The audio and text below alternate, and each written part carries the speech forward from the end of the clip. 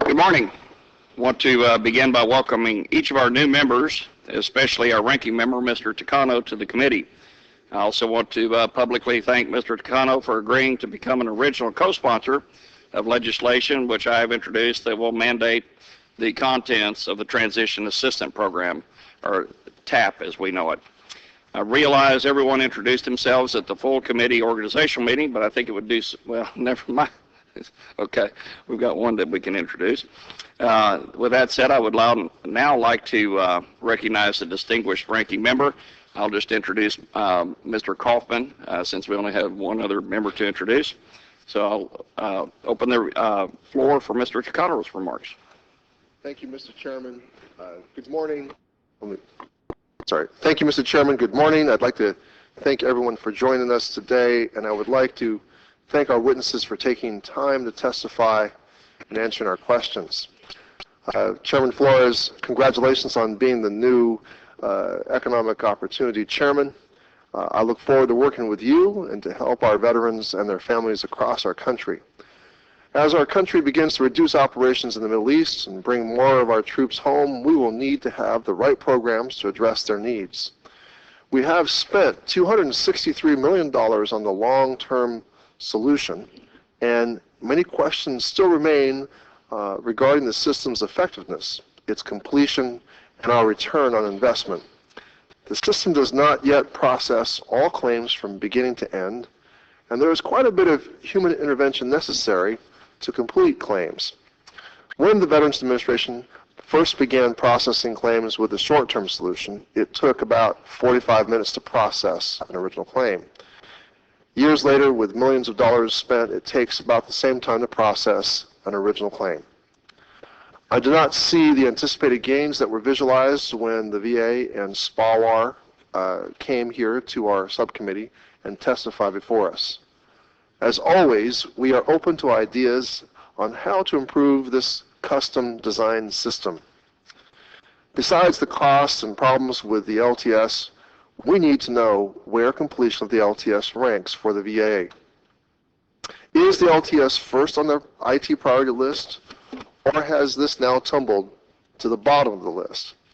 I hope the VA came prepared today to discuss where they are in completing the LTS and what will be the remaining costs. I know Congress has made some changes to the GI Bill that required the VA to pivot from their original plan to accommodate midstream changes. I would like to know the impact of these congressional changes so that we have a complete picture of what's transpired since we began working on the LTS. The colleges and universities are reporting a number of issues with the system. I know that off-ramp problems have been an issue, and there may be a simple solution to address the over 80 reasons that off-ramps occur. I look forward to what the NAVPA has to say about how we can streamline payments to the colleges. I hope we can figure out how we can streamline and improve the functionality of LTS so that it is fundamental, that is so fundamental to veterans for their education. This was the promise of the Act to them when it became law under Public Law 110-252, and it is our priority now as members of this subcommittee.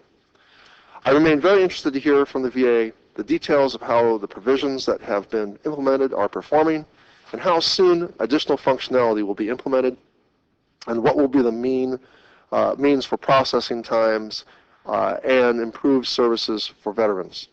Mr. Chairman, thank you for scheduling this hearing, and I look forward to the testimony and discussion we will have today. I thank Mr. Takano. My thanks to each of the members, and I'm looking forward to a productive and bipartisan 113th Congress. We are here today to review development and implementation of the computer system used to process post-9/11 GI Bill claims, and so a little history is in order.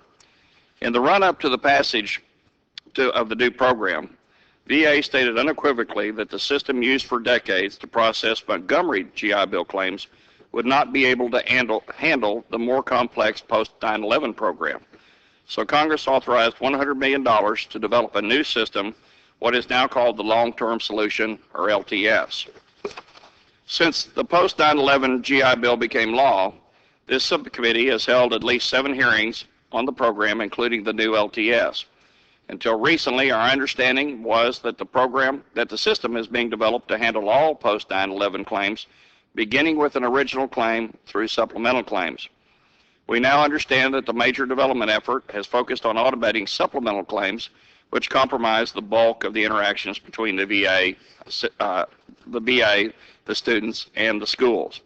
I think in terms of a strategy, that was the proper decision, and I applaud the VA for that decision. That strategy has resulted in over 40% of supplemental claims being processed without human intervention. But, like most things, it also had negative results because that decision left original claims processing relatively unautomated. As a result, an original claim still takes about 45 minutes to process, a time little changed since 2009. In short, we are supportive of VA's efforts related to the LTS, and our focus today is looking towards the future and to finish the full implementation of LTS. Without making the system and its components, the system and its information more accessible to veterans and schools, it is not complete. I would add to that the ability to provide a robust analyst function to enable the VA and Congress to make better informed decisions on the education and training benefits in the future.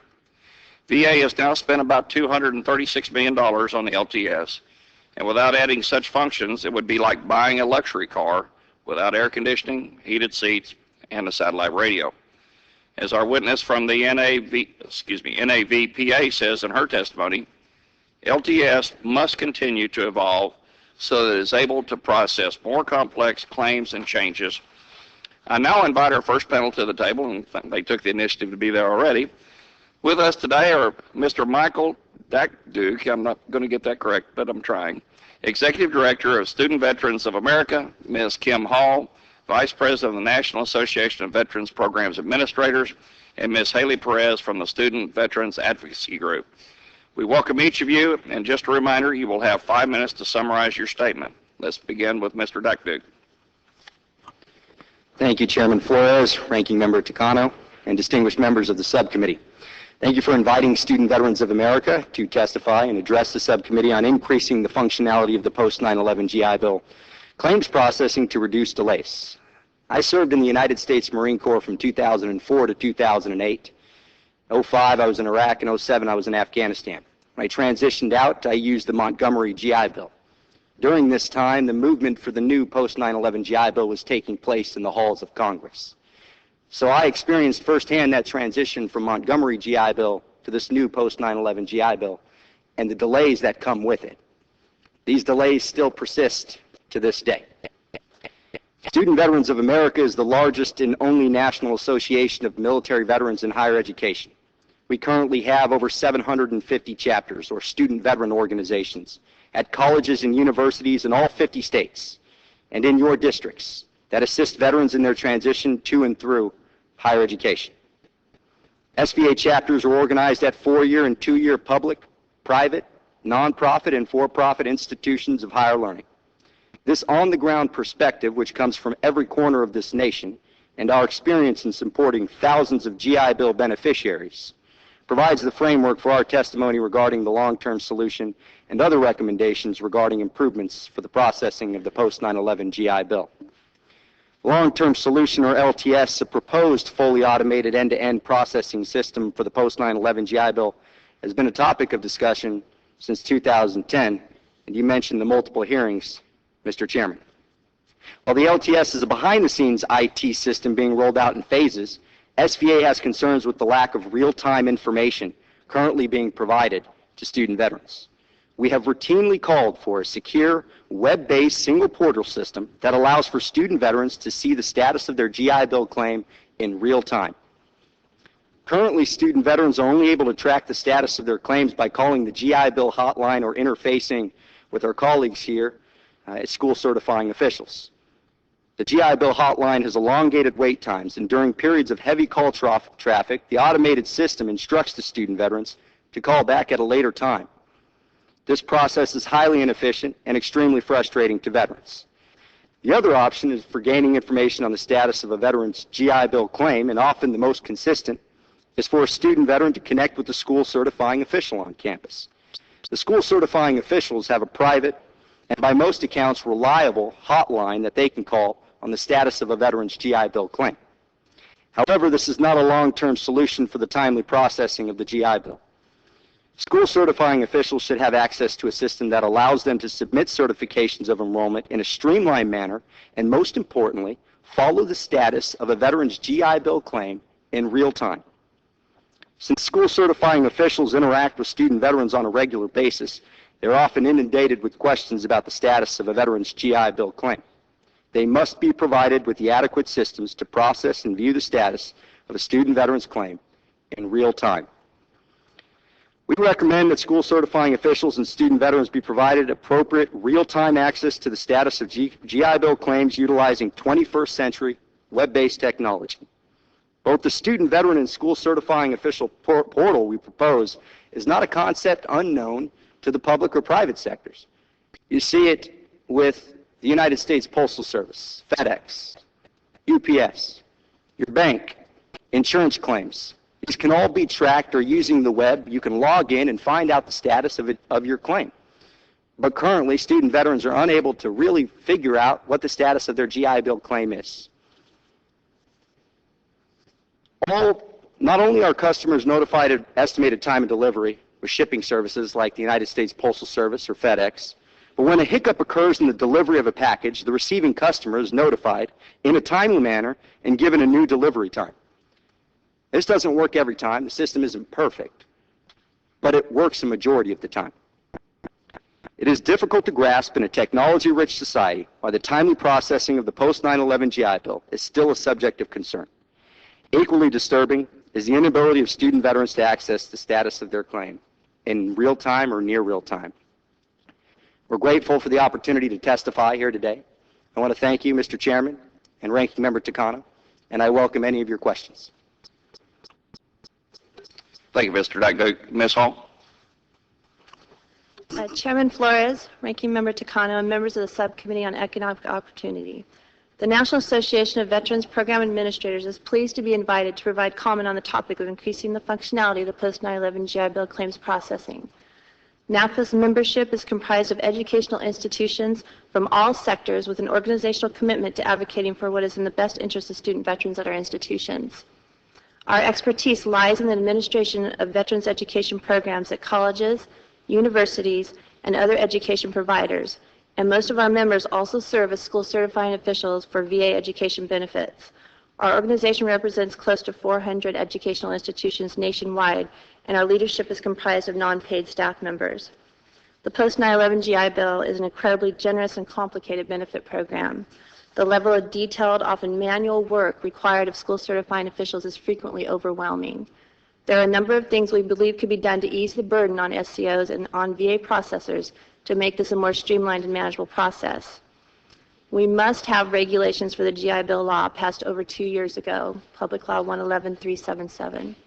Schools are being held liable for overpayments by policies that are not in alignment with existing regulations, and schools are expected to comply with legislation that has not been regulated. The VA One certification data entry system still requires schools to upload data multiple times for the same student, one student at a time. There are no batch uploads. Certifying officials are advised to input only one change per day for each student to ensure they are received correctly at the regional processing office, and the ability to modify, update, or correct some inputs is severely limited, if not impossible, to do electronically. Chapter 33 claims processed by the LTS automated functionality are now paid very quickly, as soon as 5 workdays from submission from our observation. But this is still a minority of supplemental claims and includes no original claims. LTS must continue to evolve so it is able to process more complex claims and changes. Certificates of eligibility are not the same as authorizations for payment as used under Chapter 31 or military tuition assistance. COEs do not represent a guarantee of payment at a set amount, but rather a statement of general eligibility for a program. The VA still can pay all or a portion of reported charges based on a number of possible criteria and situations. As long as VA requires schools to report every change in enrollment or charge, waiting till the end of term to submit tuition and fees will not help reduce the number of adjustments or amendments required, but will rather compress them into a very limited time period. Every one of these changes has to be reported individually and, as mentioned previously, on separate days to make sure that the data arrives at VA intact. The RPO should communicate with schools prior to sending school debts to the VA's Debt Management Center for collection. There should be agreement on both the rationale and the amount of the overpayment before the DMC starts collection processes. The VA's review in 2011 of outstanding 09-10 overpayments was obviously flawed, as the DMC suspended collection on over 800 of these debts, and many schools reported offsets taken for debts that were already paid or previously reassigned to the student by the RPO. The U.S. Treasury offset program procedures must be changed to prevent multiple agencies from offsetting the same debt simultaneously. A system that only allows a weekly update of offset-eligible VA debts is irresponsible. This has caused enormous confusion, frustration, and effort on the part of institutions to track and reconcile inbound payments and offsets from multiple non-VA related federal sources, including the refunds of erroneous or duplicate offsets taken. It seems unreasonable in this IT-driven age that the 4 regional processing offices cannot see electronic files in each other's jurisdiction. This lack of visibility requires additional form submission by veterans if their initial application was processed and their certificate of eligibility issued by one RPO, but the veteran decides to enroll in a school in a different region. The Educational Call Center staff in Muskogee has visibility on veteran files from all 4 regions. Why not all 4 RPOs so that this additional paperwork and delay on claims processing can be avoided?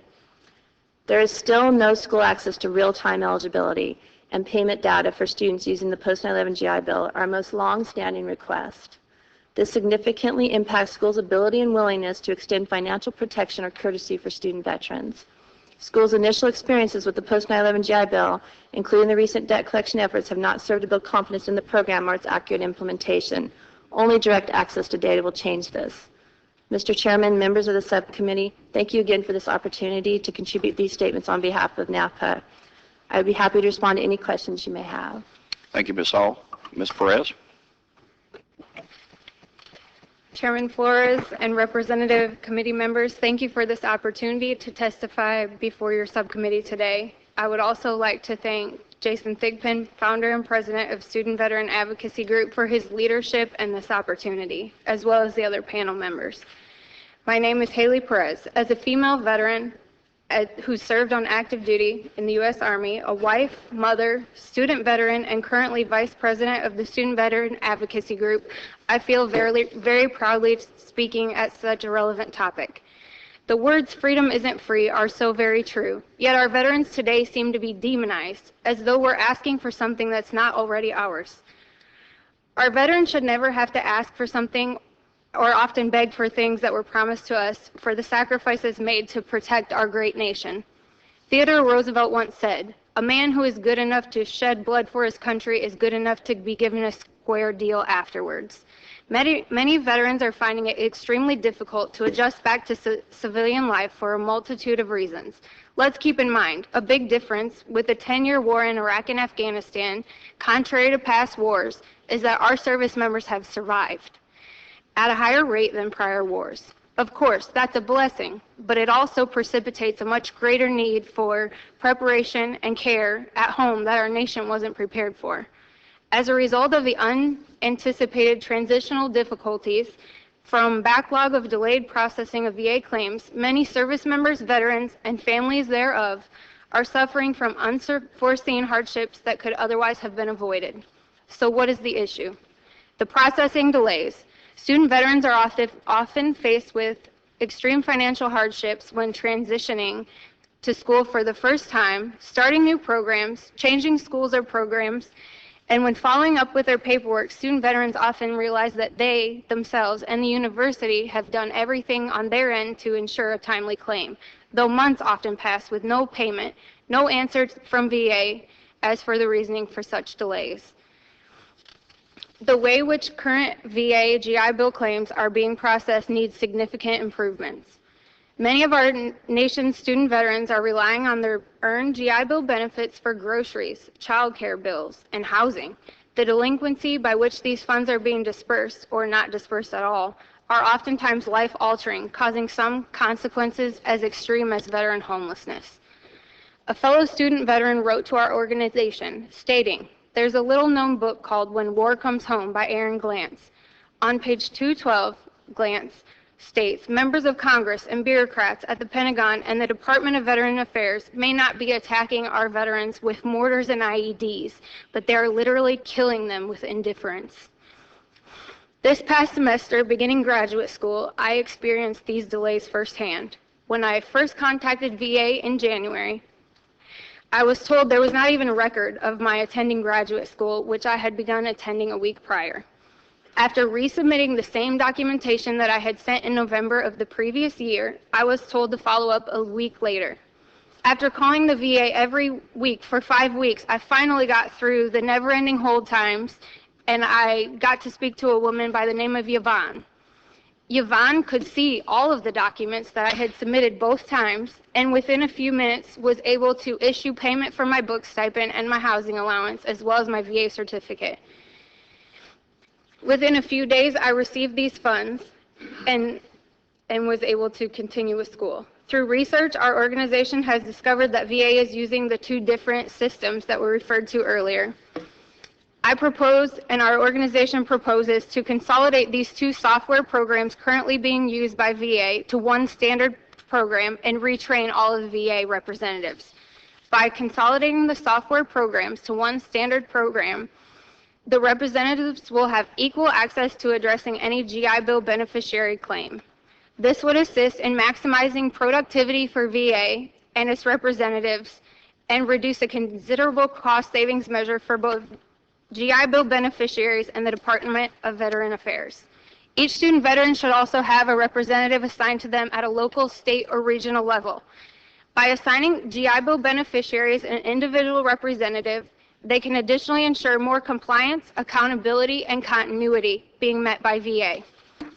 Our society today is covered with blank checks. It offers to one group or another. The difference between student veterans and other groups is that they're not asking for anything more than they've earned.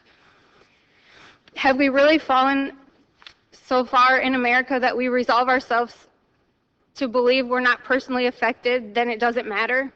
Well, in many ways, having become disenfranchised with some of the questionable actions by our government, I can still honestly say that I would sacrifice my life to secure the liberties and freedoms we have in America. So is it really too much to ask for our government fulfill its obligation as intended to our service members and our veterans?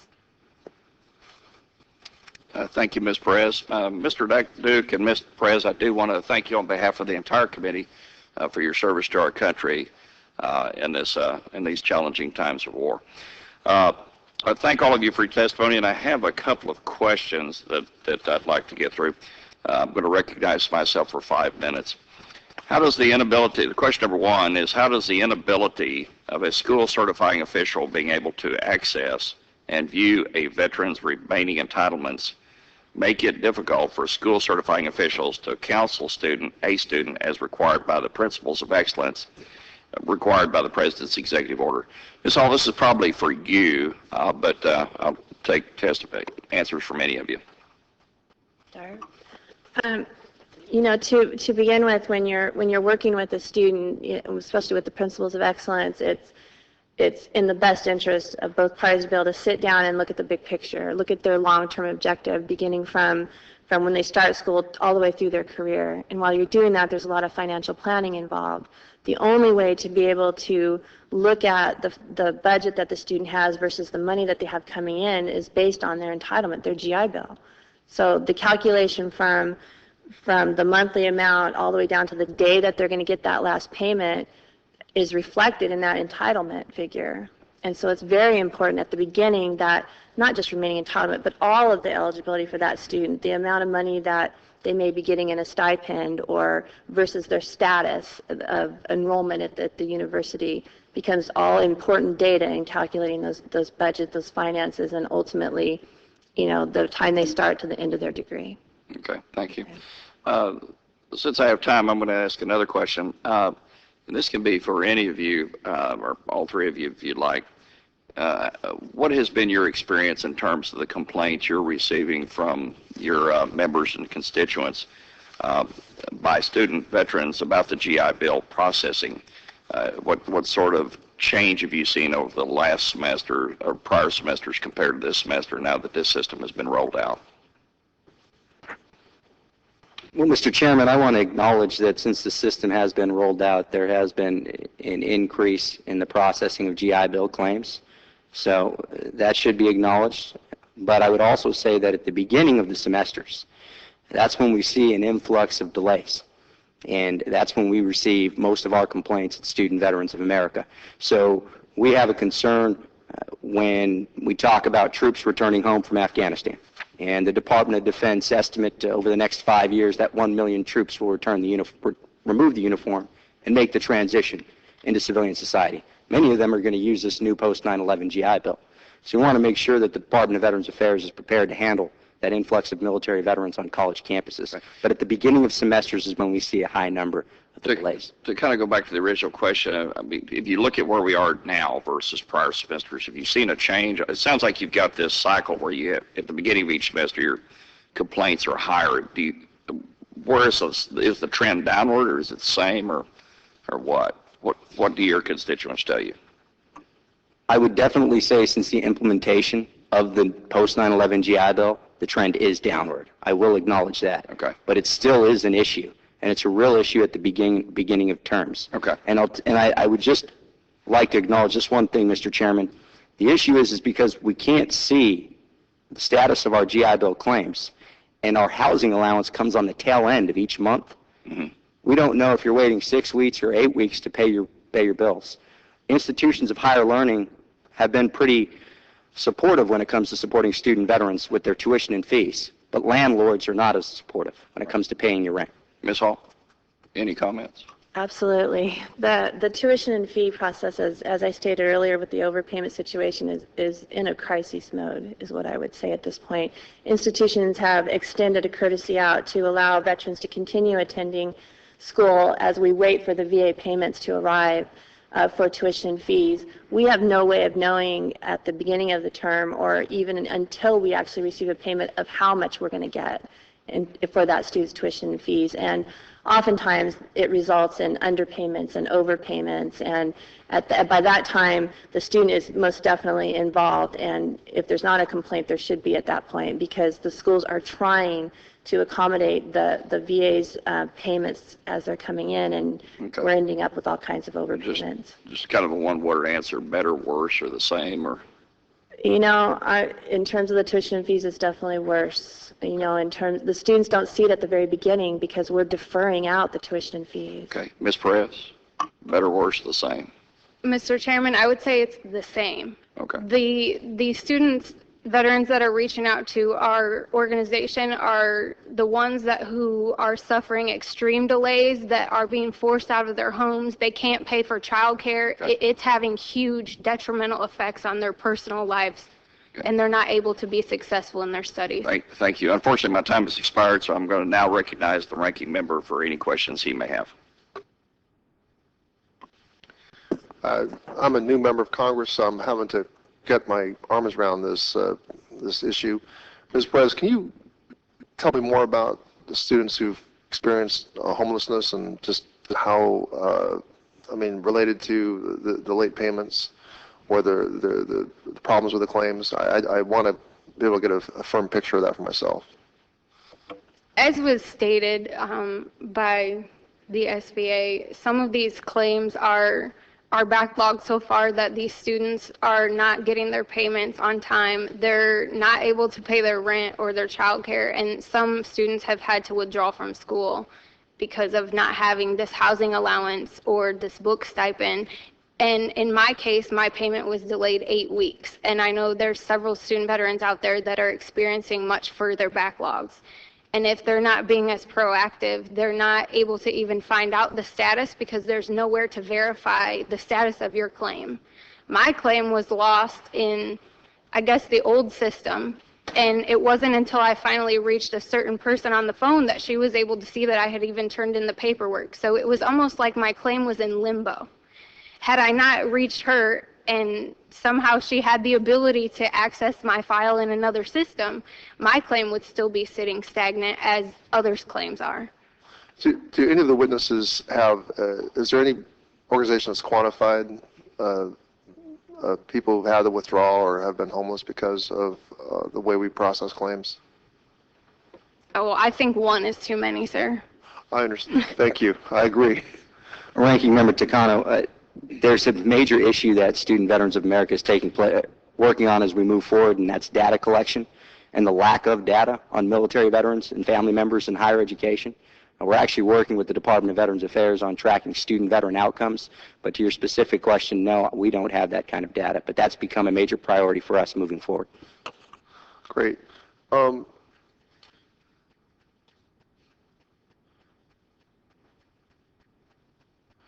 Can you, Ms. Hall, can you give me an example of, have you had to resort to going back to paper forms at all, or has it pretty much gone to all automation? Well, we're fairly, with VA ones, we're fairly automated, but again, it's a very simple piece of software that doesn't allow for much in terms of changes. Once you report one record, it's off and gone, and you have a period of time that you have to wait before you can make changes to that one record. And even then, some of those records you're not able to change. You have to create a whole nother record in order to make a change just in certain instances. So the automation is simple. It works. I don't believe that there's many universities or colleges that are back to using the old enrollment certification papers. You mentioned this issue of only being like one change a day. Yeah. What's that about? What that is when you're submitting a certification or an adjustment, a change in the units or any type of a change to a record, if you do multiple submissions, it gets lost in that queue. The VA, it doesn't get to the VA in the order that it needs to get in to show how that student's reduced units, or even if you're talking about monies, we report full amounts of tuition and fees to the VA, and then if there's changes, multiple changes due to add drops in the student's schedule, you have to do those one day at a time, otherwise they... This obviously takes up time and staffing from the institution. Absolutely. We, to be quite honest, the tax offsets with the overpayments are taking up the majority of our time at this point. I believe that most of our board members in our organization have been focused more on trying to figure out how to relieve some of the pressure from the tax offset programs and not being able to use as much of our labor and our time doing the school certifications. And have schools resorted to having to ask students to pay up front because of the delays in processing? You know, I don't know if you saw the Florida schools, but what's happening is, yes, the debt that the school has incurred has been moved down to the student veterans to pay back, so the school can make their payments back to the tax offset program. I'm sorry, your question again? Well, just that have institutions begun to ask veterans to pay up front because they're experiencing these delays in the process? Yeah, no, it's where it's probably where we're going. I don't believe at this point in time right now that the majority or even the minority of schools are asking for students to pay up front. We're doing our best to float the students until the VA pays. But if the overpayments, the tax offsets aren't taken care of, we're in the hundreds of thousands of dollars that the schools are in debt with the tax offsets. And so if it continues, then we may have no choice but to begin that process of asking the students to pay up front. Thank you, Mr. Chairman. My time has expired. Thank you, Mr. Takano. I'd like to recognize any other panel members that may have questions. Let's start with Mr. Kaufman. Thank you, Mr. Chairman. You know, one thing, and let me throw this out to all the members.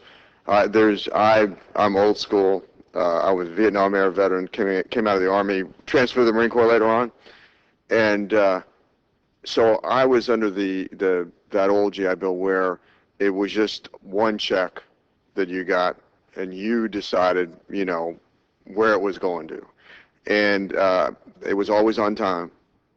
We never seemed to have the problems that the younger veterans have today.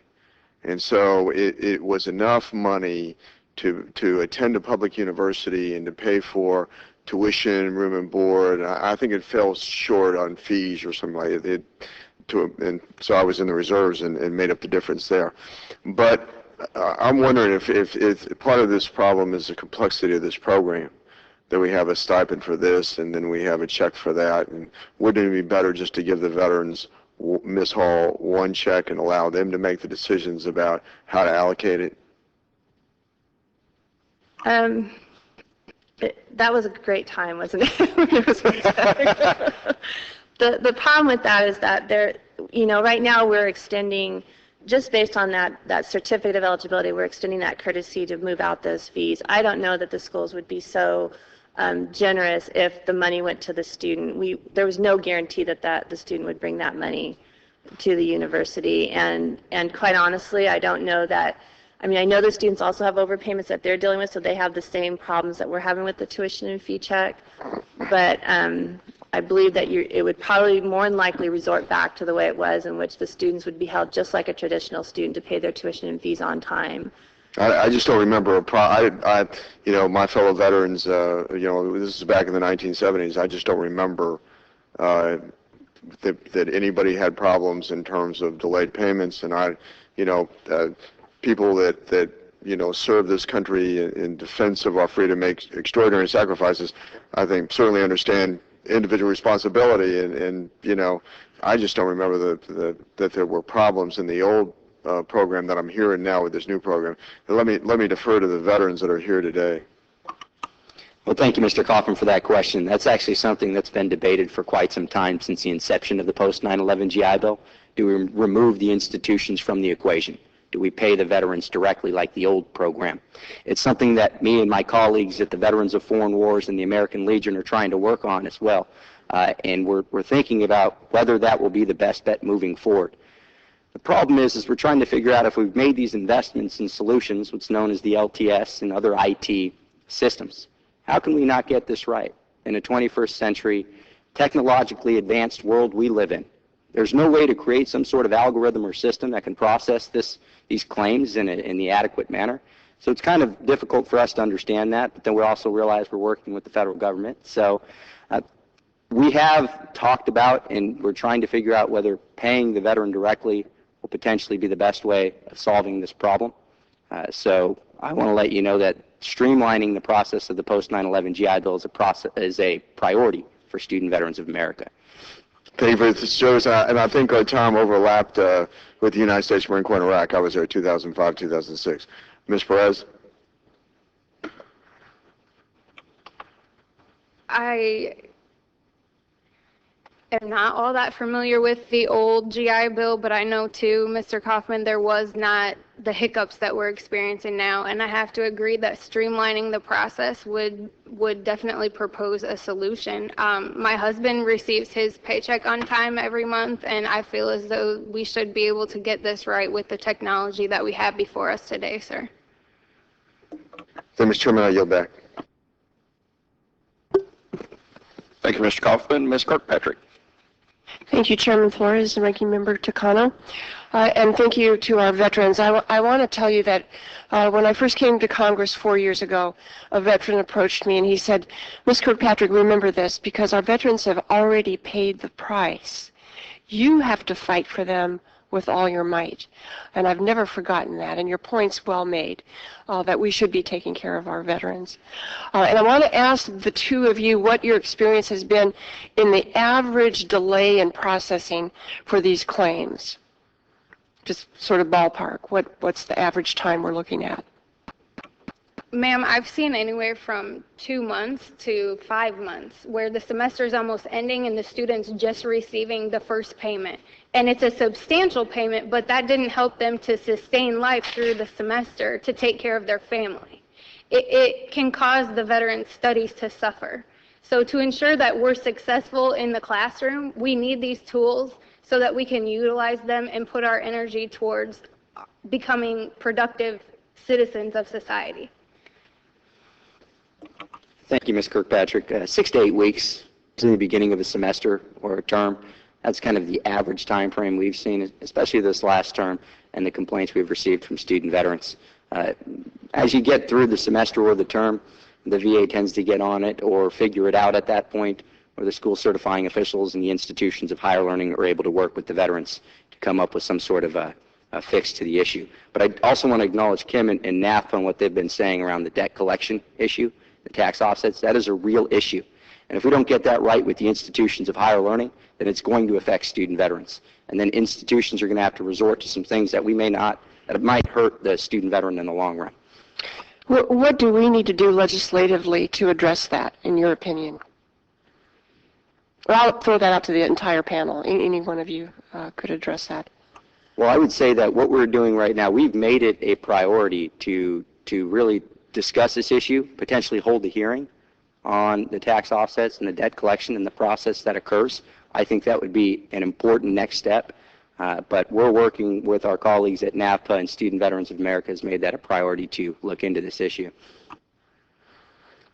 What we're asking right now is a lot of the overpayments have stemmed from the 09-10 year when 9/11 first started, and we're asking that the collection process be stopped at this point so that we can re-look at some of these tax offsets that are happening currently. There's so many errors in the processing, duplicate payments, offsets for students that never attended an institution, and then the payments coming back from the Treasury Department are virtually unidentifiable by the schools. They're sent back under a federal tax ID number, whereas we use facility codes, and so it comes back to the tax ID number. There could be multiple institutions within that tax ID number, or one tax ID number for an entire state with the overpayment. So the process right now really needs to come to a halt until we can go back, re-review some of these offsets to see if there's to find the legitimacy in them and make sure they're accurate. And if the process does come to a halt, what's your estimate of the time frame it's going to take to correct these measures? You know, if the VA could put together a solid group that was familiar with the processing of the tuition and fees and how the debts were originated, you could go through those files fairly quickly, I believe, month, maybe even weeks, to get that through that process. And is it, in your experience, is the processing problem a state-by-state problem, or is it a federal department's problem? Absolutely federal. Absolutely, yeah. Thank you very much. I yield back the balance of my time. Thank you, Ms. Kirkpatrick. Mr. Runyon. Thank you, Chairman. A few things. I think we got it, and I happen to chair the Subcommittee on Disability Assistance and Memorial Affairs with Ms. Titus as the ranking member.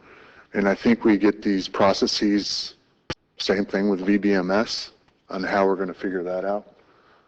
It is a challenge, but I think Mr. Dukdak and Ms. Perez, I think you both kind of, Ms. Perez, when you brought up the fact that the hotline actually solved your problem, you want to talk about short-term solution and actually person-to-person contact and getting it done. In my experience, and I think you'll probably be refreshed to hear this, my own brother went through this process. And it got to the point in his academic career that he would call and say, I need money for food. I need money to pay my rent. Can you help me? The VA check is coming, but I don't know when. So my question goes, right now, I know we have a big systemic problem. The short-term fix, what can the VA do, Mr. Dukdak, to make the hotline work? I know you said about call volume kind of thing also, and when you answer this question too, I want you to add in, is there a difference between the fall term and the spring term or the winter term because of people entering college traditionally September, you know what I'm saying? So there's going to be peaks and valleys in all these calls, and you've obviously already said there's a beginning of semester problem, but is there a enrollment issue at the beginning of traditional school year versus the rest of the year? And how do we get to, what can the VA do to make the process work? Because obviously Ms. Perez says when she actually got through to somebody, it was solved.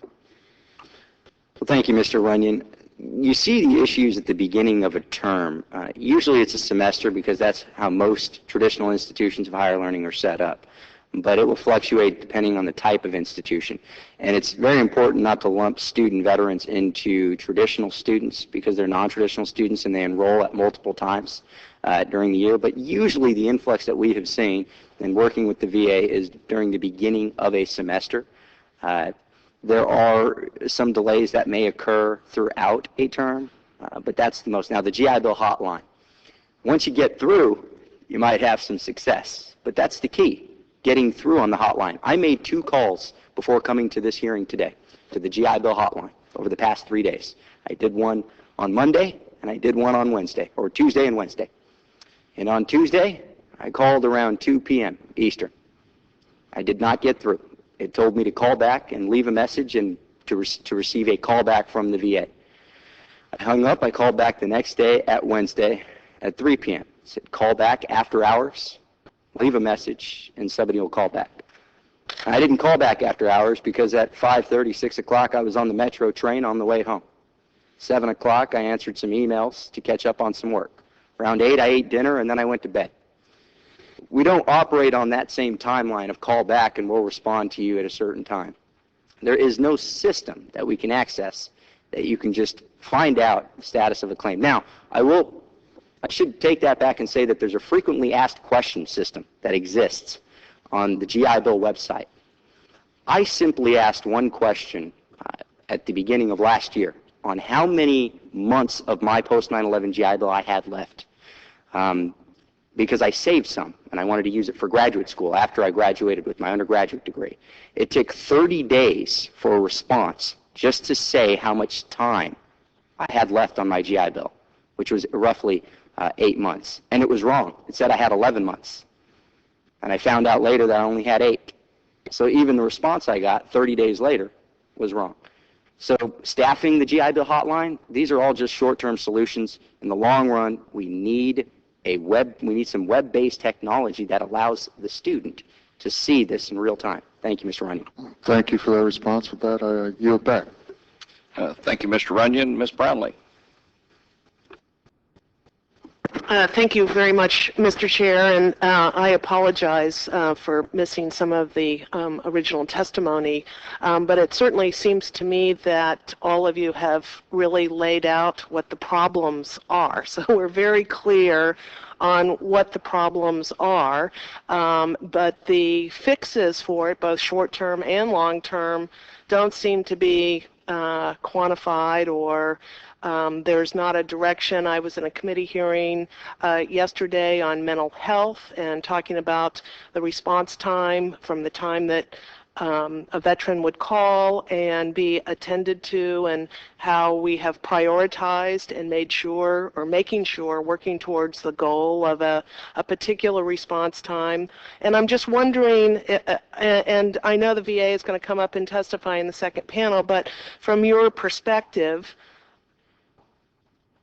what has the VA laid out in terms of shorter-term resolutions and longer-term resolutions? I agree. It seems as though with technology that there should be a way in which technology should be able to really assist in this. It seems like better partnerships with higher education institutions and communications and not working in silos should be part of the solution. But I'm just wondering, are there any specific goals and specific plans for short and long-term solutions? I just want to reiterate, I think what Mike's been trying to say too, is that really that the data portal, the ability for the school certifying officials to see the process as it happens in real time is very important. I mean, if the technology can't get the process moving quicker and more accurately, then at least we need to be able to see what's happening so that we can help the students continue to stay enrolled in school. To add to what Ms. Hall said, with my personal experience when I called in, I spoke to 4 different people prior to talking to the woman that was able to fix it for me. So I think continuity of training is non-existent with the people that you reach when you finally do get through the hotline. And I do have to add that I think the callback system is beneficial from where we were sitting on hold for an hour. An hour is a long time. I can do a lot of productive things in an hour. But just continuity of training with the people that you get when you do finally get through that hotline, I think is very, very important.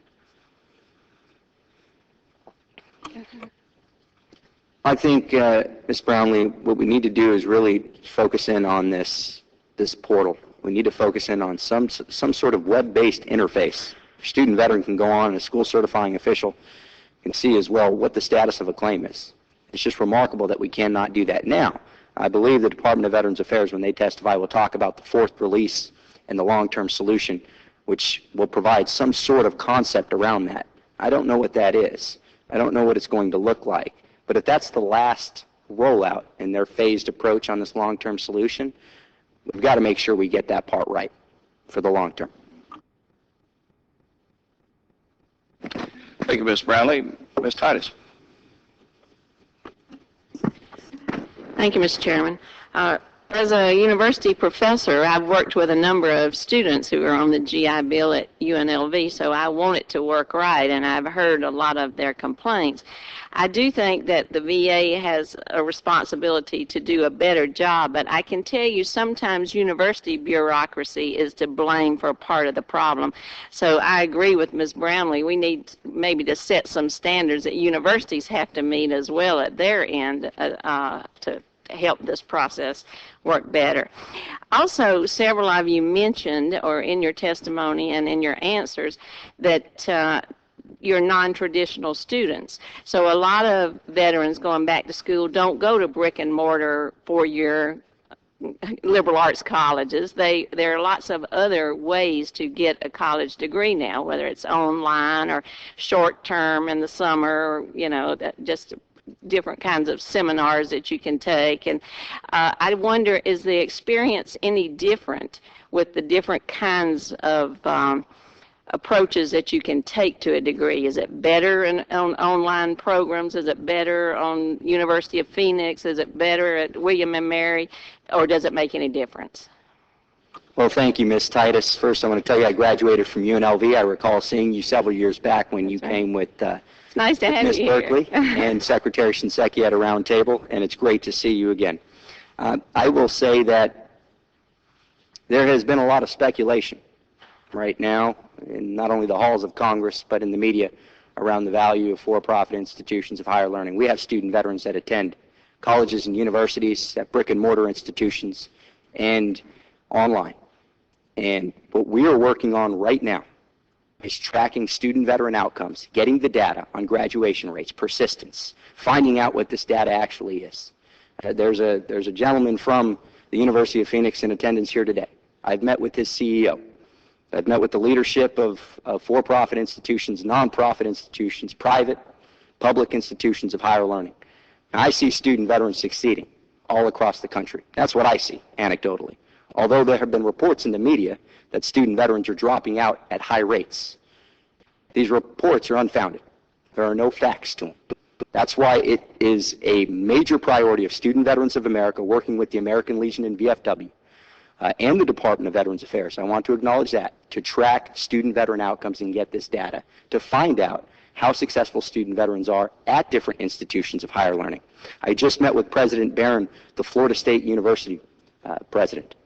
His graduation rate is 87.5% for military veterans. But there are very few institutions of higher learning in our country that are actually tracking student veteran outcomes. That needs to be done so we can find out how successful they are and what are the programs and initiatives that are leading to success. That's a major priority for us moving forward. Thank you, Ms. Titus. Thank you. And if you're one of our graduates, you make us very proud. So you've obviously done very well. Other comments about the process or the results, depending on the approach? Our membership is made up of a consortium of colleges and universities, and I would say that the claims processing is the same across the board with all of them. We all experience the same problems, the same delays, the same communication issues. There's not, I would say there's not a wide difference in the processing. Thank you, Ms. Titus. I would have to agree with Ms. Hall. Having attended a brick and mortar institution as well as an online school, I didn't notice a difference as far as any of the processing.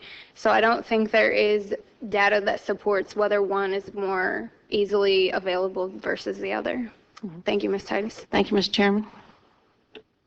Thank you, Ms. Titus.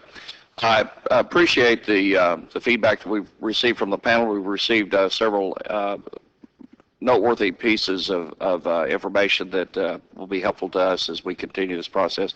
I do have one sort of a closing question for Ms. Hall, and that is, it seems to me like one of the themes we heard is that this process might work better if we went back to the Montgomery GI Bill payment processing system, which is essentially monthly payments. if we were to do that, what's your feeling as far as schools finding that to be an acceptable solution? You'd have to take your payments on a monthly basis. Is that something you think the schools would be willing to do? Are you inquiring about the tuition and fee payment being paid on a monthly basis? That's correct. That's essentially correct.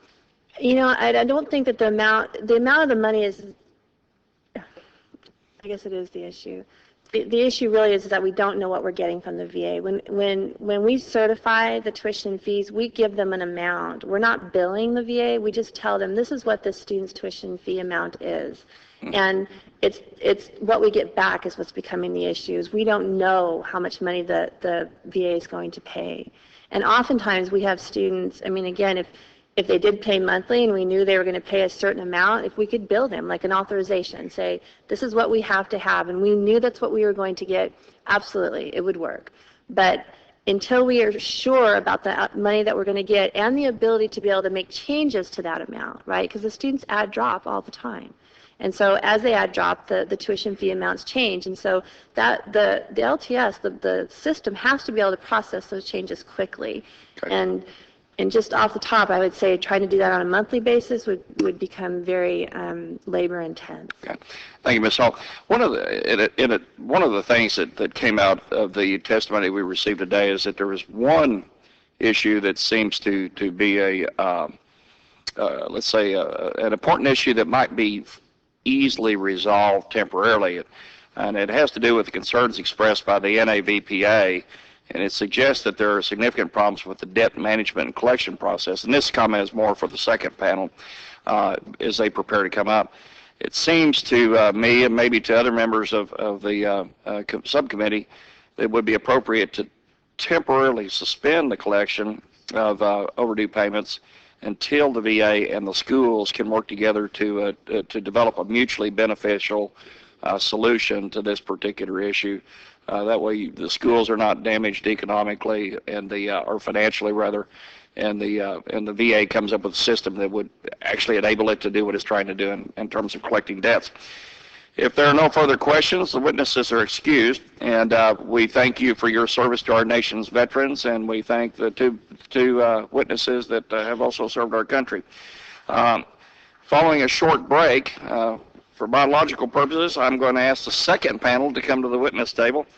With us today are the Honorable Roger Baker, who is Assistant Secretary for Information Technology for the VA, and Major General Rob Worley, Director of the VA's Education Service.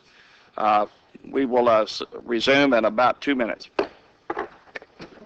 Thanks. That's what happens when you have somebody that's over 50.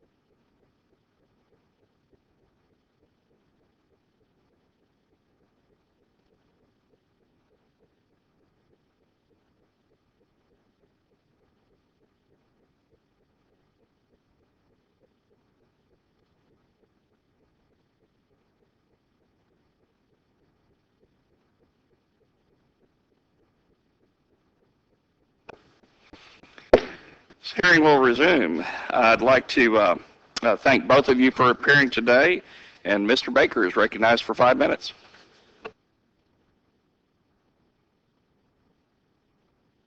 And members of the subcommittee, I appreciate the opportunity to appear before you today to discuss the Department of Veterans Affairs' efforts to create and implement the long-term solution for processing post-9/11 GI Bill claims. Accompanying me today is Mr. Robert M. Morley II, Director of the Education Service. And as we talk questions, you'll see that I tend to lean towards the IT side of things, and he'll tend to lean towards the policy and business side of things. My testimony will address the current status of education claims processing and the status of the implementation of the post-9/11 GI Bill long-term solution IT system. Most importantly, we can report to the subcommittee and to our nation's veterans that VA is currently processing supplemental claims for post-9/11 educational assistance in an average of 7 days from their receipt. A remarkable achievement given that today we're still in the peak enrollment period for the spring term. For comparison purposes, on this date in 2011, that number was 19 days. In 2012, it was 14 days. Today, we have approximately 80,000 claims pending, which is a dramatic decrease from previous years at this time, about a 50% decrease. In January, over 149,000 claims, supplemental claims processed in one day at the VA as a result of automation. That improvement is largely due to the automation implemented in the long-term solution. But this doesn't mean that we think the LTS system or the complex processes it helps automate are perfect. With hundreds of thousands of veterans attending school each semester, even a small error rate, and our error rate at this point in time is about 1%, means unacceptable delays for far too many people. But I want to assure you, Mr. Chairman, and every member of this committee, that VA employees, whether a claims processor, a software developer, or a manager, care deeply about doing the best job possible for our nation's veterans. It's why we're here. During my confirmation in the spring of 2009, I consistently heard that the VA would fail in the implementation of the systems needed to support the Chapter 33 program. And I can use the word universal for that opinion. Under pressure to implement the new GI Bill on time, we also had to transform an 8,000-person IT organization so that it could deliver while implementing this critical new program. Which is why, frankly, I'm so proud of the results. From a forecast of failure, the VA IT organization delivered the LTS system under tight deadlines and even took on an extra year of development when Public Law 111-377 was passed in January of 2011, making extensive modifications to the system necessary. The LTS delivered on time from initial capabilities in April of 2010 through 33 different functional releases, and now processes over 40% of supplemental claims within 1 day of receipt. From an IT perspective, from a VA perspective, and most importantly from a veteran perspective, the LTS is delivering value. As with any IT system, there are many new features and functionality users would like to see. This is as true for the LTS as it is for any of the other 1,000 plus IT systems that we operate inside the VA. Inside VA, we have a disciplined approach to prioritizing our IT needs and allocating funding available to those needs. For FY13, we focused our resources to fully support the Secretary's goal of eliminating the claims backlog in compensation and pension by the end of 2015. In conclusion, our veterans' hard-earned educational benefits are the vehicle by which many of our nation's heroes pursue their educational goals and successfully transition to civilian life. VA is dedicated to ensuring that veterans are able to make well-informed decisions concerning the use of their benefits and receive a quality education. We look forward to working with the subcommittee to provide the best possible support to our veterans and beneficiaries as they pursue their educational goals. Mr. Chairman, this concludes my statement. Mr. Worley and I would be pleased to answer any questions you or the members of the subcommittee have. Thank you. Thank you, Mr. Baker, and I will begin the questioning. Several times in the response of the VA to our pre-hearing questions, the VA stated that future releases and functionalities for the LTS would be subject to priorities and IT funding. Can you tell us where the LTS falls in the IT priority list at the VA at this time? Yes, I can, Chairman. If I can give you a little bit of a complex answer, maybe explain a little bit of our prioritization process. For 13, as we looked at our available funding and the issues we had, we decided that we had a lot of automation coming on board with the 33 system, and that actually moving to utilize those automations would take a lot of the FY13 year. And as you see, the automations and supplemental continue to increase our ability to utilize those. And so in fiscal year 13, we've focused our dollars on the compensation pension side of the system. Congressman Runyon had referred to the VBMS system, the Veterans Benefits Management System that we're rolling out right now. We believe that subject to availability of funding in 14, there are improvements that can be made to the system. And we also are looking to identify funding inside of our 13 budget still to provide to improvements in the 13 system. So the specific answer to your question, Congressman, is it's one of the first things we will fund in addition to what we're doing right now when we identify the available funding. Okay. Thank you. Would it be, I'm going to ask you the same question I asked of Ms. Hall in the prior panel.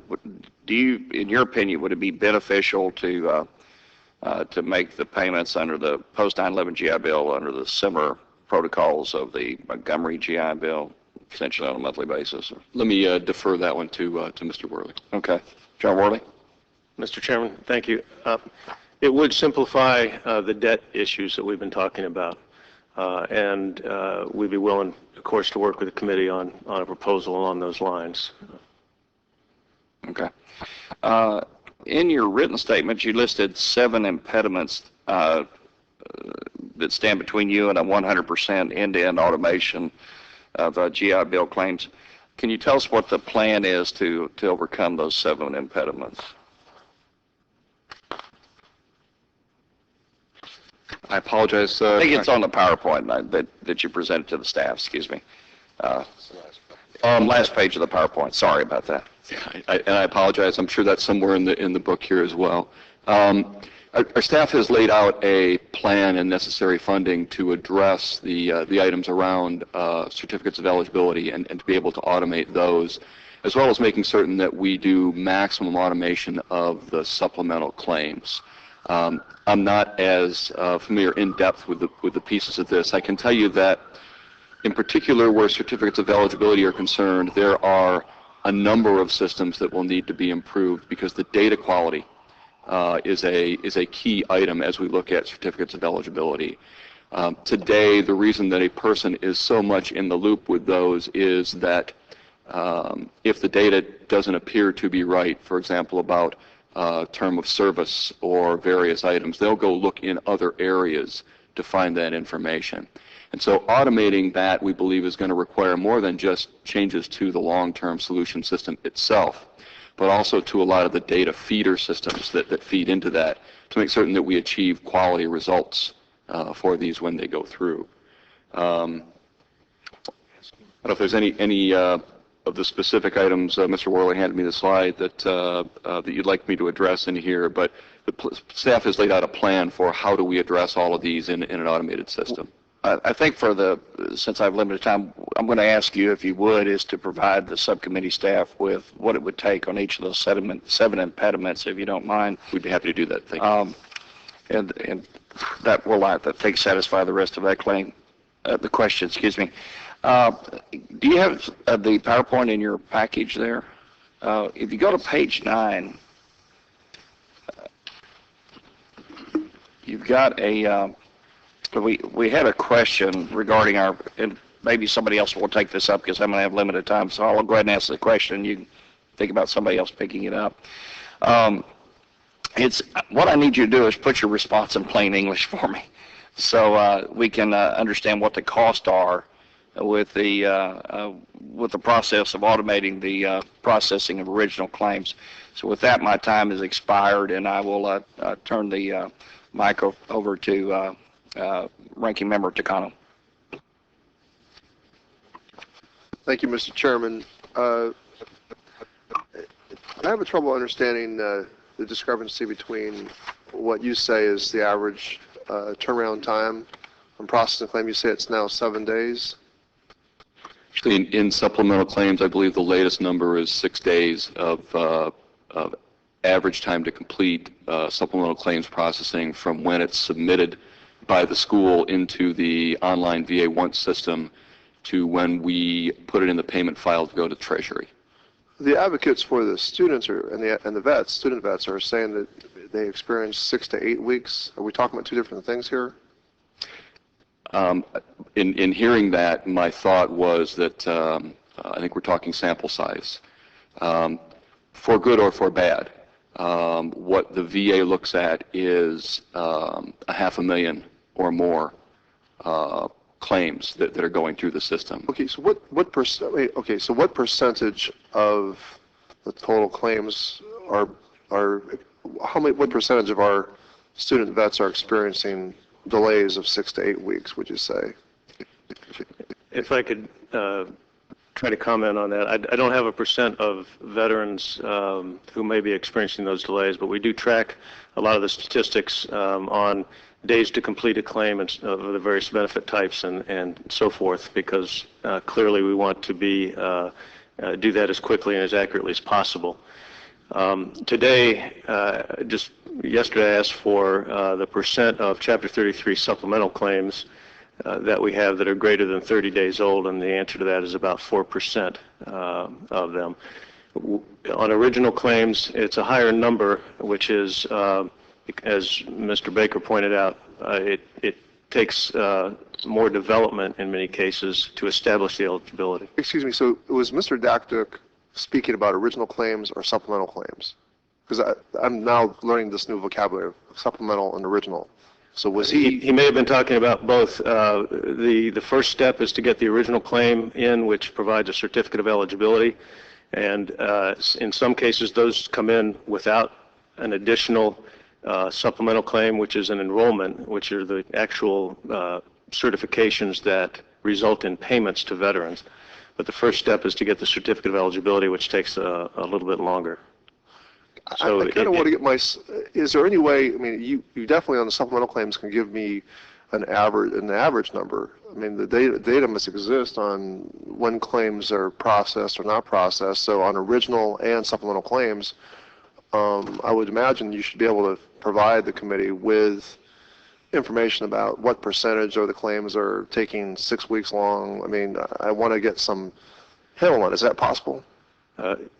Yes, Congressman, that's possible. For original claims, I can tell you today it's about 30 days, and that has been coming down. That's the average for processing an original claim for Chapter 33. And nationwide for all benefits, it's 29 days. For supplemental claims for Chapter 33, as was pointed out, we're running about 6 days right now with automation. You know, is it accurate that it's about $250 million we spent on this new system, thereabouts? I mean, I was just, my mind just, it was mind-boggling to me that we spent that much money on a system. Can you comment on the value, or just that amount of money for a custom software system like that? May not know the market very well, but what can you say about that? So I can certainly comment to that. I believe the number that we provided the committee was $263 million. Right. From start to the point we are right now. As we have rolled through building the system, it is a very complex set of rules that we process to inside the education system. I made the observation to someone while we were on break that the difference between a VA and an Amazon is that if Amazon finds a business rule that they have that they don't like because of what they're doing in the system, it would make the system hard. They can change the business rule. If it's in the law, we don't have that opportunity. And so we have built a system that processes claims to the law for education claims. I can speak a little bit to the IT side of this. Fair amount of experience in government. Not many IT systems in government deliver to the timelines and with the level of functionality that this system has without grossly exceeding their budget, and this system has not. So the question of is $263 million the right amount of money to spend on this? There's a huge difference between the way the government does these things and the way the private sector does. All right, thank you. Mr. Chairman, my time has expired. Thank you, Mr. Takano. Ms. Brownlee? Thank you, Mr. Chair. Just to follow up on that line of questioning then, are there ways in which, or laws in which we can improve upon the system, understanding that, we can't be as quick as Amazon might be able to be, but are there ways in which, are there things that we can be doing to improve the system under the current sort of architecture of which was created based on a law? Thank you, Congresswoman. I would just make two observations for you. One is there are parts of the system that if changes fit inside of, make the changes very quickly. When the law was passed in 2011, there was a requirement for a number of changes to occur within 60 days. And because those impacted in the area that we call the rules engine, we were able to quickly make those changes and implement those within that time frame. As we get to more extensive changes in the law and in the system, it then gets into the basic software of the system, and that does take a fair amount of time to change. We tried to build the system to accommodate the ability to make changes more quickly, but as I said in my testimony in January of 2010, that's not a miracle. It will accommodate some things more than most IT systems, but certainly not everything. And so it really becomes a discussion between the business folks, the technology folks, and the folks writing the law of what's going to be easy to implement and what's going to be hard to implement, and then the business choices along that path. I can't give you a more fine-grained answer than that, although I will point out that this committee actually years ago did the VA a huge favor by consolidating our IT organization into one appropriation. That has allowed us to make the kind of management changes that allowed us to deliver this system on time. VA before that could never have delivered this system. Not on time, not to any budget. They could not have delivered this system. So this committee has a lot of credit for just putting that in place. Thank you, sir. And as just another question, it seems as though based on the earlier testimony and your testimony, there seems to be, we haven't really reconciled, we're not in agreement, let's just say, between the VA and the stakeholders vis-a-vis our response time and in order to fulfill these backlogs and what the claim time really is. And so if we were going to follow what you're saying that the data is, and I think you mentioned there was a difference in sample sizes, then that leads me to think that there are pockets, regional pockets, that are different, having a different response time. If we're looking, you're quoting the averages. Is there a way in which to, am I right in that? And if I am, are there ways in which those can be identified? Thank you, Congresswoman. I would address that by saying we're in a period of transition. I think many of the horror stories about delays happened in the fall semester of this past fall. The pending claims, if you will, that came in were peaked at about 220,000. We didn't have automation yet, and we were struggling to keep up at that time. As we examined that problem, we turned our focus to the types of claims that actually pay our veterans. In other words, the certification of the supplemental claims, as we call them. That let some of the original claims that were coming in for the certificates of eligibility that didn't have an immediate enrollment with them, it let some of those claims age. Since the implementation of the automation, we have been able to, as you've heard, process the supplemental Chapter 33 claims very quickly, and that percent started off at about 25 to 28% of supplemental claims in the beginning of October, and today it's in the mid-40s consistently among all the regional processing offices. which is obviously a consistent growth in the percent that are automated. That has allowed us to turn some of the manpower to the more aged claims and make sure that those are worked and come down. With the volume that we deal with, there will always, unfortunately, there will be cases where mistakes are made or we don't get to something quickly enough. We will acknowledge that and fix it as quickly as possible. It's not acceptable to us to have someone waiting 8 weeks or longer for their claim to be paid. Thank you, sir. Thank you, Mr. Chair. Thank you, Ms. Brownlee. Mr. Baker, one quick question for you. If we were to choose to go to the old Montgomery's processing methodology, is it possible to change the system to accommodate that? How long would it take? Congressman, if I could get back to you, I'd like to have the folks that know the system best give you an answer instead of me, if you will, guessing on that at this point. Okay. If you would add that, we will do that, and we'll also send you some additional questions. We'd ask you the VA to get back to us as soon as possible on that. Now I'll recognize Mr. Takano for any closing remarks that he has.